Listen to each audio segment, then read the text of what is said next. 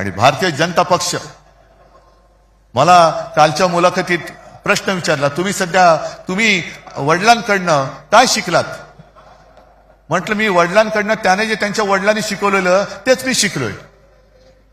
म्हणजे काय? म्हटलं ढोंगावरती लाथ मार. मी ढोंगावरती लाथ मारतोय, भाजपच्या ढोंगावरती लाथ मारतोय. शब्द नीट ऐका, ढोंगावरती. कारण भाजपचं हे ढोंग आहे, भाजपचं हिंदुत्व हे ढोंग आहे, भाजपचं देशप्रेम हे ढोंग आहे. त्या काश्मीरमध्ये पहलगाममध्ये हल्ला झाल्यानंतर अनेक माता भगिनींचा सिंदूर पुसला गेला. त्या सिंदूरची यात्रा. बरं हल्ला कोणी केला? पाकिस्तान. मग ऑपरेशन सिंदूर.